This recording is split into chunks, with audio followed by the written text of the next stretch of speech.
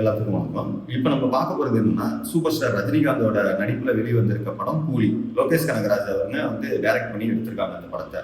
இதுல என்ன ஒரு பெரிய விஷயம் அப்படின்னா, படம் வந்து 2 சைடும் சொல்ற மாதிரி நல்லா இருக்குன்னு ஒரு தரப்பு, நல்லா இல்லைன்னு ஒரு தரப்பு.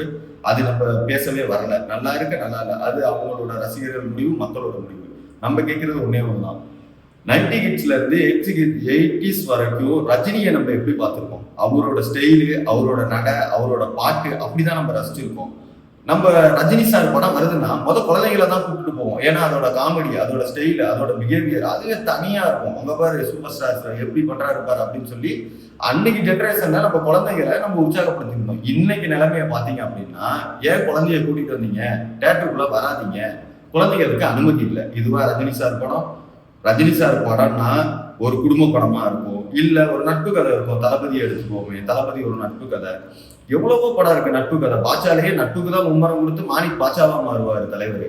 அப்படி இருக்கிறதுல தேட்டருக்கு 18 வயசுக்கு கீழே இருக்க குழந்தைய ஏன் கூட்டிட்டு வந்த, நீ டிக்கெட்டை கேன்சல் பண்ணு அப்படின்னு சொல்லி ஏ சர்டிபிகேட் கொடுத்துருக்கோம். இந்த படத்துல ஆக்ஷன் வன்முறை நிறைய இருக்கு அப்படின்னு சொல்லி குழந்தைகளை பார்க்க விடாம வெளியில அனுப்புறாங்க. இது எவ்வளவு பெரிய கொடுமை. தலைவர் எல்லாமே ரசிக்கிறதுக்கு தான் இந்த சினிமால அவரை ரசிக்க தனியா ஒரு ஆள் இருக்கு, பட்டாளா இருக்கு, குழந்தைங்க முதற்கொண்டு இருக்காங்க. அவங்க குழந்தைங்க என்ன சொல்றாங்க, என்னப்பா சூப்பர் ஸ்டார்னு சொன்ன, அவங்க தியேட்டருக்குள்ளேயே விட மாட்டேங்கிறாங்கன்னு பெற்றவங்கள்ட்ட கேட்கிறப்ப, பெற்றவங்களை சூப்பர் ஸ்டாரையே நம்ம குழந்தைகிட்ட காட்ட முடியாத அளவுக்கு கொண்டு வந்துட்டாங்களே படத்தை அப்படின்ற மாதிரி நினைக்கிறாங்க. சூப்பர் ஸ்டாரோட 50 ஆண்டு திரைப்பயணம், அதுக்கு நம்ம வாழ்த்துக்கள் சொல்லுவோம். அவரு பெரிய லெஜெண்ட். குழந்தைங்கள்ல இருந்து வயசான கிழவங்க வரைக்கும் பிடிச்ச ஒரே ஆள் யாருன்னா சூப்பர் ஸ்டார் மட்டும்தான். யாராலையும் இல்லைன்னு மறுப்பு தெரிவிக்க முடியாது. சூப்பர் ஸ்டாரை இனிமேல் வச்சு இயக்குறவங்க வன்முறை இல்லாம திரும்பவும் அதே காமெடி, அதே குடும்ப சென்டிமெண்ட், அதே நட்பு அந்த மாதிரி கொண்டு வாங்க. அவரு கையில ஆயுதம் கொடுத்தா மட்டும்தான் மக்கள் ரசிப்பாங்கன்னு இல்லை, அவரை பார்த்தாலே மக்கள் ரசிப்பாங்க.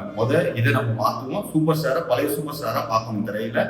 இனி வர படத்துல பழைய சூப்பர் ஸ்டாரை கொண்டு வாங்க. இனி இந்த ஆக்ஷன் சூப்பர் ஸ்டார் வேணாம்.